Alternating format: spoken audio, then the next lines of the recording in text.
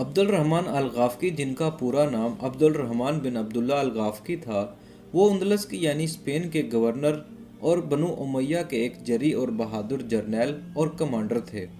عبد الرحمن یمن کے قدیم قبیلے غافق سے تعلق رکھتے تھے۔ یہ قبیلہ پہلے تیونس اور پھر مراکش میں جا کر آباد ہو گیا تھا۔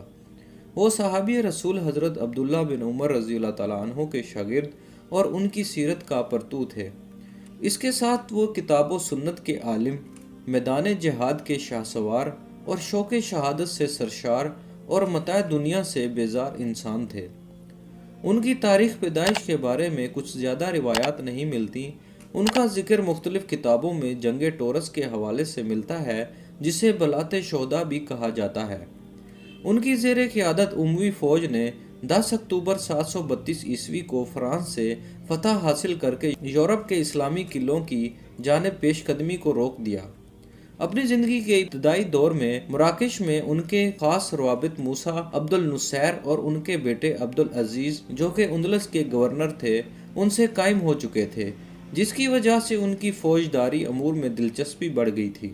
عبد الرحمن نے 721 عیسوی کو السمیع ابن ملک کی شہادت کے بعد مشرقی اندلس کی قیادت سنبھال لی۔ ان کو یہ منصب بہترین منصوبہ بندی اور جنگی مہارتوں کی وجہ سے ملا تھا۔ عبد الرحمن بن عبداللہ غافقی نے اندلس کی حکومت تو سنبھال لی اور اس کے نظم و نسق میں بھی منہمک ہو گئے۔ چونکہ وہ غافقی فوج کی وجہ سے اقتدار میں آئے تھے، اس وجہ سے ان کی نظر عنایت زیادہ تر فوج پر ہی مرکوز رہی۔ اس عمل سے امراء اور عوام میں ان کی ساکھ متاثر ہوئی اور خلافت سے ان کی ولایت کی مزید تصدیق نہ ہو سکی، بلکہ انصب بن سہیم الکلبی کو مستقل تقرری مل گئی، تو عبد الرحمن غافقی اس منصب سے دستبردار ہو گئے۔ 726 عیسوی میں انصب کی ایک معرکے میں ہلاکت ہو گئی اور ایک سے زائد کمانڈرز نے قیادت سنبھالی، مگر اس منصب کا کوئی بھی اہل نہ ہو پایا۔ بالآخر ہشام بن عبد الملک نے 730 عیسوی میں عبد الرحمن غافقی کو اندلس کا گورنر اور کمانڈر مقرر کر دیا۔ یہ ماہ صفر 112 ہجری کا واقعہ ہے۔ وہ 2 سال اس منصب پر فائز رہے تھے۔ ان کی پہلی منصبی کا واقعہ بھی عجیب ہے۔ کسی شخص سے عبد الرحمن غافقی کے فضائل سن کر امیر اندلس کو ان سے ملاقات کا اشتیاق ہوا اور ایک دن انہیں دعوت پر بلا لیا۔ جب عبد الرحمن غافقی آئے تو امیر اندلس نے ان کا آگے بڑھ کر استقبال کیا اور انہیں اپنی مخصوص نشست گاہ پر اپنے ساتھ بٹھایا۔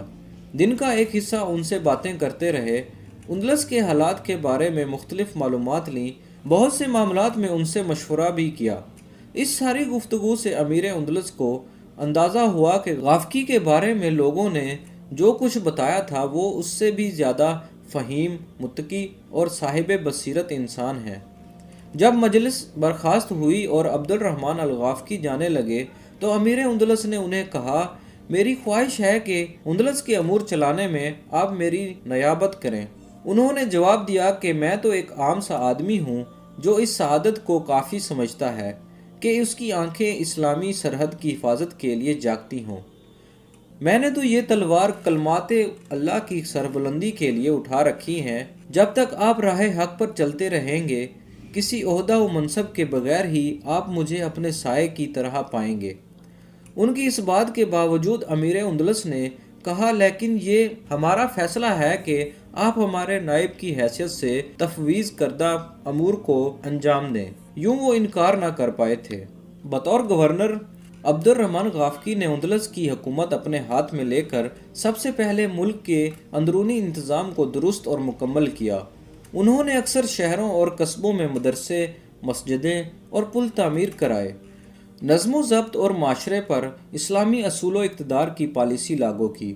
عبد الرحمن غافقی جب سے اندلس کے گورنر بنے تھے، وہ مسلمانوں کے سرکردہ رہنماؤں اور فوجی کمانڈروں سے ملاقات میں ان سے تبادلہ خیال کرتے تھے۔ وہیں عبد الرحمن غافقی اس بات پر یقین رکھتے تھے کہ جو قوم اپنے نظریاتی قلعوں کی حفاظت نہیں کرتی، وہ زمینی قلعوں کو بھی فتح نہیں کر سکتی۔ اس لیے وہ عظیم معرکوں میں کامیابی کے لیے صلات و اذکار و عقائد اور تزکیہ نفس کو ضروری سمجھتے تھے۔ جس جگہ جاتے وہاں نماز با جماعت میں لوگوں کو اکٹھا ہونے کا حکم دیتے۔ ان کی شکایت کا ازالہ موقع پر کرتے اور ان کے شوق شہادت اور جذبہ جہاد کو مہمیز دیتے، لیکن اس کے ساتھ وہ سلطنت کی عسکری ضرورتوں اور عوام کی ضرورتوں سے بھی غافل نہ تھے۔ ان کے بہترین کام اسلحہ کی فراہمی، چھاؤنیوں کی بہتری، قلعوں کی تعمیر اور پلوں کی مضبوطی پر توجہ ہے۔ اپنے عہد میں انہوں نے جو پل تعمیر کروائے ان میں سب سے بڑا پل اندلس کے دارالحکومت قرطبہ کا پل ہے، جو دنیا کے عجائبات میں شمار ہوتا ہے۔ اس پل کی لمبائی 2400 فٹ، اونچائی 210 فٹ ہے۔ اس کے 18 درے اور 19 ستون ہیں۔ موجودہ اسپین آج تک اس پل سے مستفید ہو رہا ہے۔ اس کے بعد فوجی تیاری کر کے ملک فرانس پر حملہ کرنے اور گزشتہ مہموں کی ناکامی کی تلافی کے لیے تیاری شروع کی۔ عبد الرحمن غافقی نے دشمن سے پنجہ آزمائی کے لیے 2 سال بھرپور تیاری کی، افواج اور رضاکاروں کے دلوں کو شوق شہادت سے آباد کیا، اور پھر افریقہ سے مدد طلب کی، جس نے جذبہ جہاد سے سرشار افواج کو مدد کے لیے روانہ کیا، لیکن وہ فوج کسی کام نہ آئی۔ پھر عبد الرحمن غافقی تنہا ہی عیسائی افواج سے مقابلے کے لیے تیار ہوئے اور کوہ پائرنیز کو عبور کر کے فرانس پر حملہ آور ہوئے۔ غافقی کے ساتھ جو مجاہد میدان میں اترے تھے وہ زندگی سے زیادہ موت سے محبت کرنے والے تھے، لہٰذا دشمن کی صفیں الٹ گئیں اور حالت جنگ میں ہی مسلمان فوج شہر میں داخل ہو گئی۔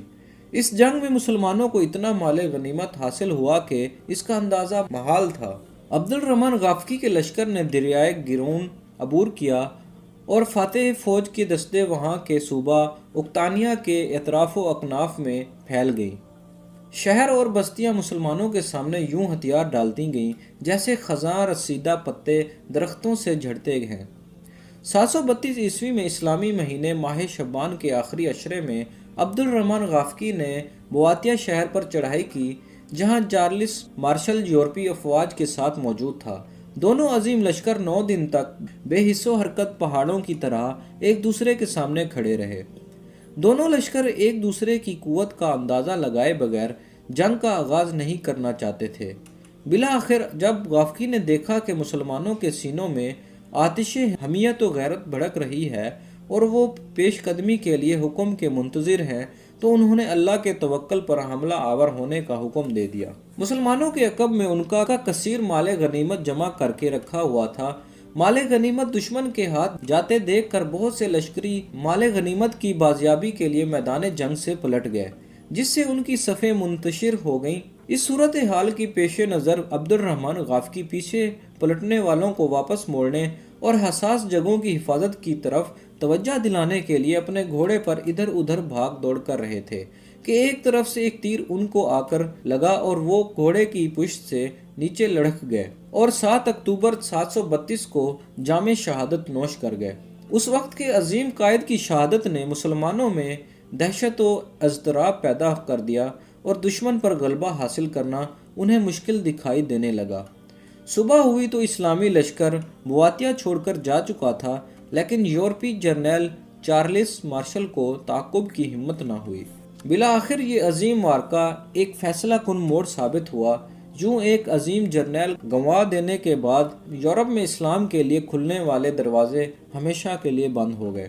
ناظرین، یہ تھی عبد الرحمن الغافقی کے بارے میں کچھ اہم معلومات۔ اگر آپ ہمارے چینل پر نئے آئے ہیں تو ہمیں سراہنے کے لیے اسے سبسکرائب ضرور کیجیے۔